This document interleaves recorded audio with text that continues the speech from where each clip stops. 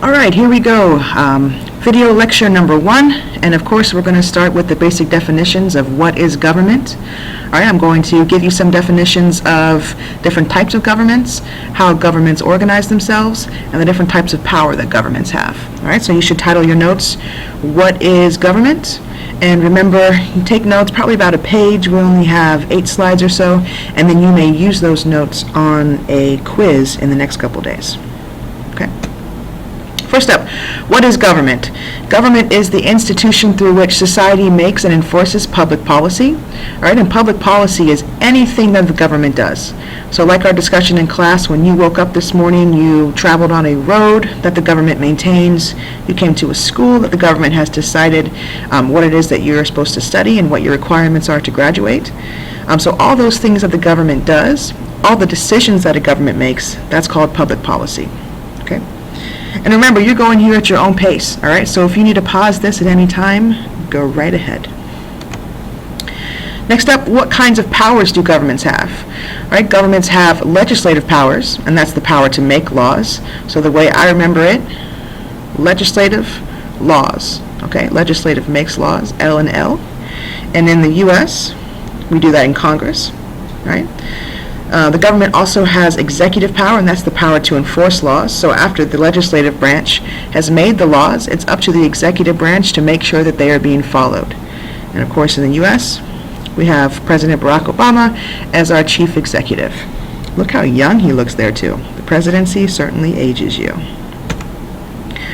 All right, we also have judicial power, and that's the power to determine the meaning of laws. So, for example, after Congress passes a law, if the Supreme Court believes it to be unconstitutional or unfair to certain groups or for certain reasons, then that law will no longer exist. Same thing goes if you break the law, right? It's going to be up to the courts to determine what your punishment is, to determine if you did break it, and if they find that you do, what is going to be the consequence. So in the U.S., that is our courts, all right, the Supreme Court being the biggest court. And then, of course, we have the Constitution.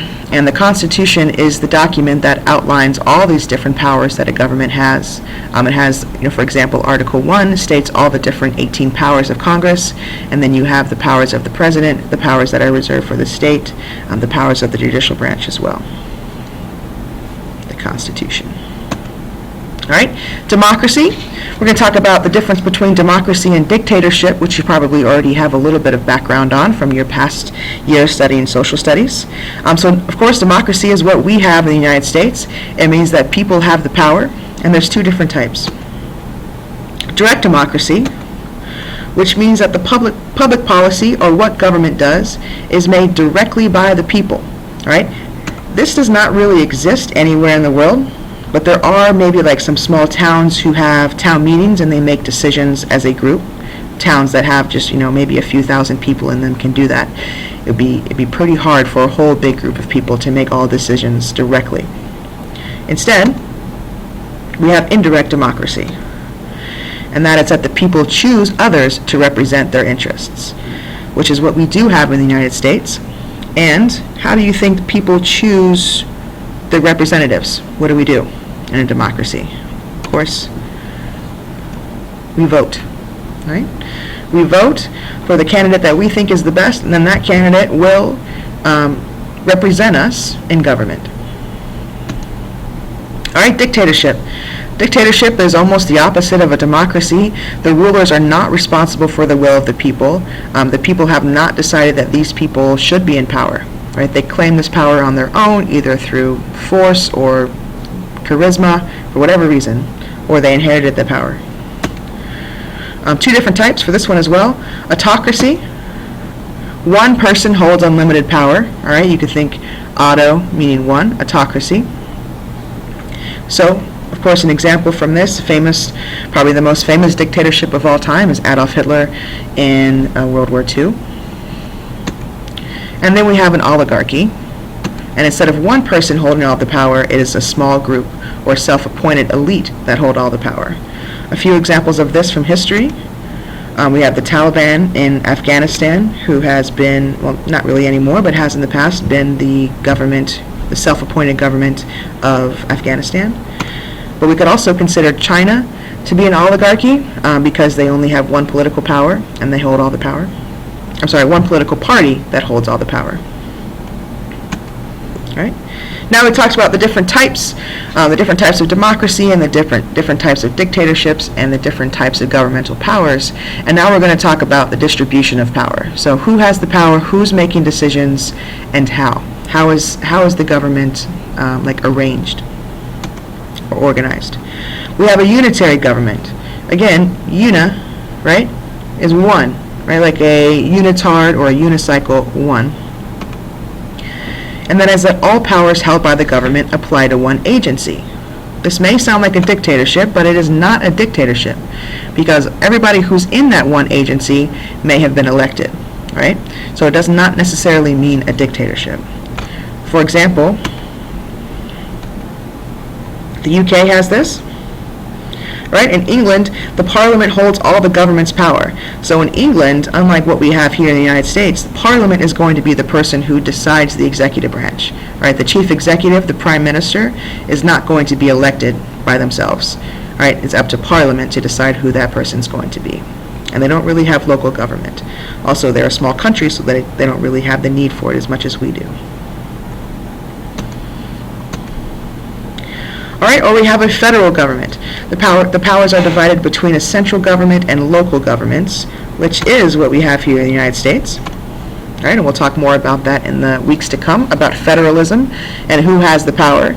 So in the U.S., the national government has certain powers and the 50 states have others. Division of powers is established in the Constitution. So for example, the requirements for you to get your driver's license, all right, or the requirements for me to have my teaching license, that is up to the state of Virginia to determine. But other laws are going to be more national laws that everybody is going to follow. A good way to think about it is good old No Child Left Behind, right, which is a national law. And different states are going to follow that in different ways. So for example, in in Virginia here, we have the SOLs. In other states, they have different exams. In New York, you may have heard the Regents exams. But all the different states have the power to determine how they're going to follow that law as long as they're still abiding by it. Also, some states have allowed gay marriage or the legalization of marijuana. So there's some interesting and cool discussions that we'll be able to have about the differences between federal laws and state laws. Right? Or you can have a confederate government. Now, this is an alliance of independent states or countries. Okay? So, for example, this is a flag for the European Union. The European Union has established free trade among its 25 member nations, so there's different countries, independent countries who also have their own governments. They are also sovereign countries, but they have a common currency, like the euro, all right, and they do make some decisions together, even though they all remain independent.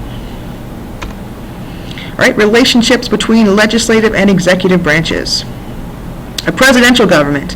This is what we have here in the United States. The executive and legislative branches are separate. It's a different election, right? If you're going to become president or you're going to become governor, then you are going to be elected separately than the legislative branch. The president is chosen without the legislature and has broad powers. Of course, what we have here with Mr. Barack Obama. However, in England, for example, they have a parliamentary government, and I kind of mentioned this before. The executive and legislative branches are joint. Okay, so remember, like England, they have a unitary government, so their executive and legislative branches are one central agency. And the Prime Minister and his or her cabinet are chosen by the members of Parliament. Right? They are also in Parliament. So the legislative branch and the executive branch is the same in England, like I mentioned. All right, that's it. You should have about a page. Hope if you have some questions, we will go over those before we take the quiz. Go through your notes, do some highlighting, your seniors, do whatever you need to do to stay organized, and we'll talk about these different types, this different vocabulary and these types of governments when we come back together next.